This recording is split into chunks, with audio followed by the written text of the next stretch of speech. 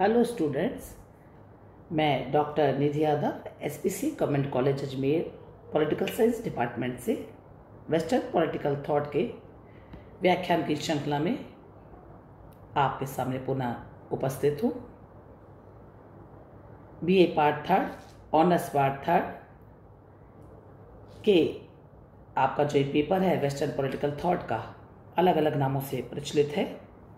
जैसा कि बच्चे आप सभी को अच्छे से विदित है कि हम जर्मी बेंथम पे चर्चा कर रहे हैं और उनके अलग अलग पक्षों को देखने का प्रयास कर रहे हैं।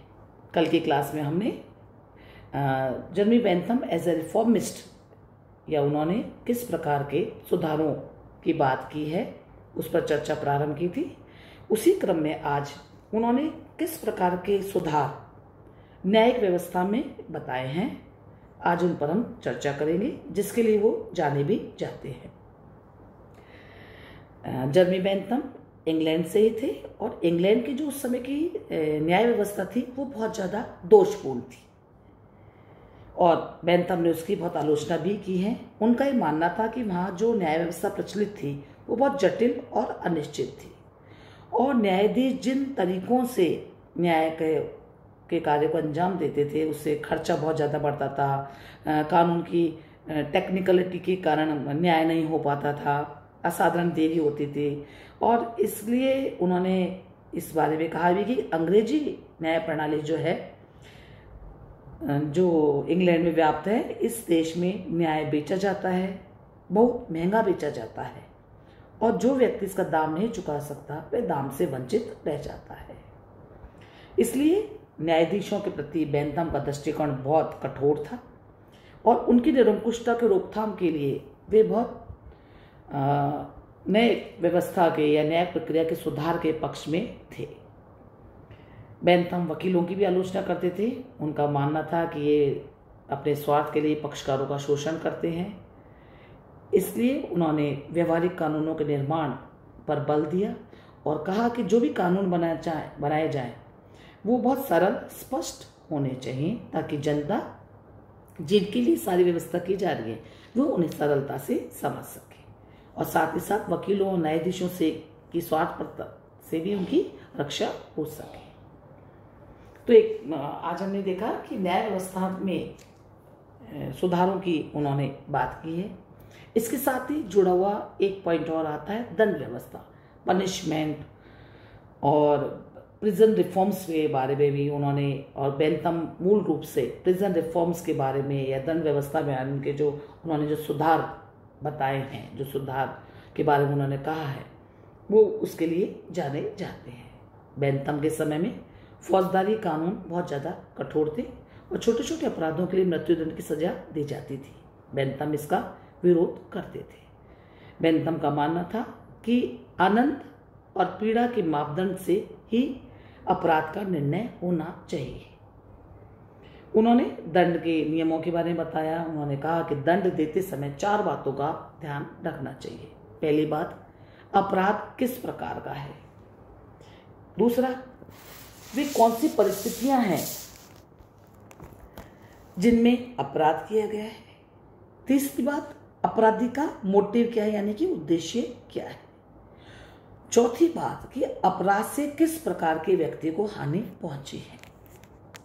बेंथम का यह मानना था कि दंड हमेशा निष्पक्ष होना चाहिए और अपराधियों को चेतावनी भी मिलनी चाहिए। बेंथम का मानना था कि जब अपराधी को दंड दिया जा रहा है तो उसके सुधार को भी ध्यान में रखना चाहिए ताकि वह पुनः समाज का एक उपयोगी और सम्मानित व्यक्ति बन सके। यहाँ पे बेंथम ने एक पूरी कार्य योजना प्रस्तुत की है कि किस प्रकार ये जो अपराधी हैं उनके पुनर्वास में के लिए महत्वपूर्ण कार्य किए जा सकते हैं। और उन्होंने जो ये योजना बनाई है अपराधियों के दैनिक जीवन को व्यवस्थित करने के लिए, इसको पैनोप्टिकन व्यवस्था के नाम से जाना जाता है, जहाँ उन्होंने बताया कि कारीगर की जो जेलें हैं उनकी इमारतें किस प्रकार बनाई जानी चाहिए, वो जो जेलों की कोठरियाँ बनाई जाती हैं उनको किस प्रकार से रखा जाना चाहिए। जेल में अपराधियों को प्रारंभिक शिक्षा के साथ साथ व्यवसाय की शिक्षा भी दी जानी चाहिए उनके नैतिक उत्थान के लिए उनको नैतिक और धार्मिक शिक्षा भी दी जानी चाहिए ताकि उनके अच्छे चरित्र का निर्माण हो और जेल से छूटने के बाद वे एक स्वस्थ नागरिक पुनः बन सके। और यहाँ पे यह भी बताया गया उन्होंने अपनी योजना में कि अपराधियों को कुछ काम भी दिया जाना चाहिए ताकि वे जब तक सोसाइटी उनको एक्सेप्ट न कर ले तब तक वो अपनी व्यवस्था में लगे रहे। यहाँ यह भी इम्पोर्टेंट है कि बेंथम ने जो भी सुझाव दिए हैं उनके जीवन काल में उनको कार्यान्वित नहीं किया जा सका, लेकिन फिर भी आज तक पूरी दुनिया में कारागारों या इसके बारे में जो भी व्यापक सुधार हुए हैं या जो भी सुधारशालाएं बनी हैं, जो भी रिफॉर्म्स हुए हैं, उन सब की प्रेरणा बेंथम से ही प्राप्त हुई है। एक और बहुत इम्पोर्टेंट बात है बेंथम के इसके बारे में कि उन्होंने शिक्षा योजना के बारे में भी अपने विचार प्रकट किए हैं। यद्यपि उन्होंने कोई इसके लिए सुधारवादी योजना नहीं बनाई है, लेकिन शिक्षा के क्षेत्र में बेंथम का यह अटल विश्वास था कि गरीब और अनाथ बच्चों के लिए एक शिक्षा की व्यवस्था होनी चाहिए, दूसरी ओर मध्यम तथा उच्च वर्ग के बालकों के लिए अलग शिक्षा की व्यवस्था होनी चाहिए। योजना उन्होंने बनाई थी। प्रथम योजना में उनका यह कहना था कि जो अनाथ और गरीब बालक हैं बहुत, उनको चरित्र संबंधी शिक्षा दी जानी चाहिए और साथ ही साथ उन्हें कला कौशल भी सिखाना चाहिए ताकि वे अपनी आजीविका कमाने में समर्थ हो सके। मध्यम और उच्च वर्ग के बच्चों के लिए उन्होंने बौद्धिक विकास संबंधी शिक्षा दी जानी चाहिए। यहाँ पे उनको धार्मिक और नैतिक शिक्षा नहीं दी जानी चाहिए।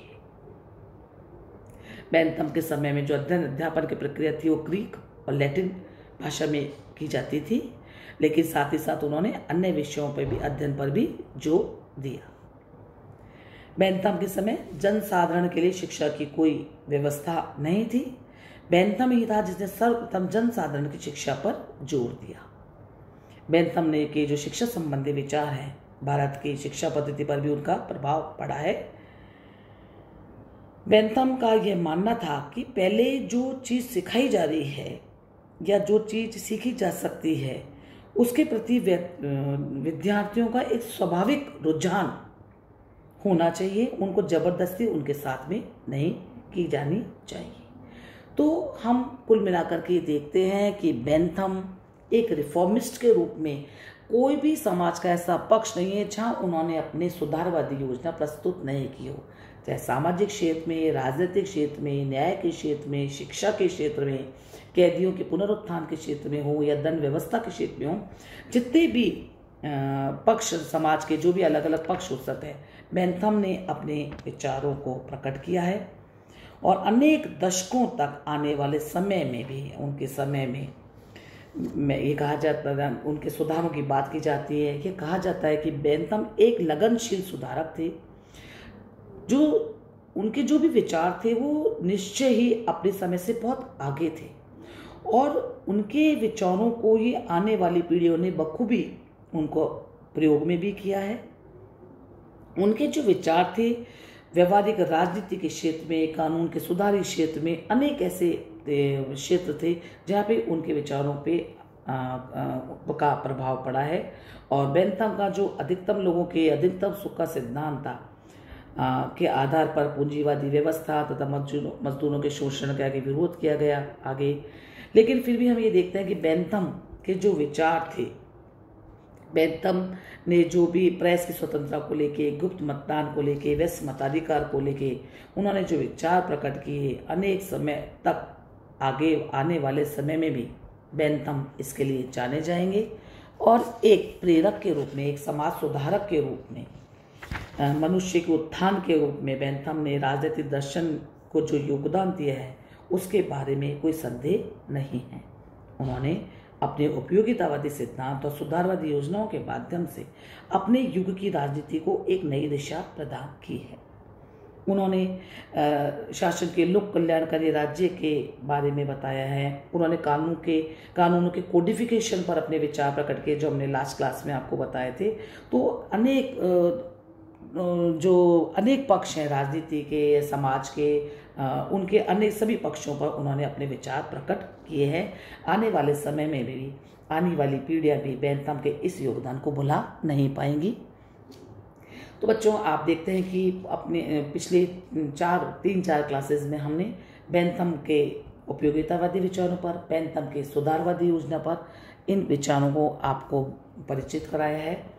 आगे की क्लास में हम इसी व्याख्यान को आगे बढ़ाएंगे और बेंथम के आगे या बेंथम के विचारों पर किस प्रकार की समीक्षकों ने समीक्षा की है और उसके बाद मिल ने उनके जो उनका शिष्य था, उन्होंने बेंथम के विचारों में क्या परिवर्तन किए या बेंथम के विचारों की किस प्रकार समीक्षा करके अपने विचारों को किया है, उस पर हम चर्चा करेंगे। धन्यवाद।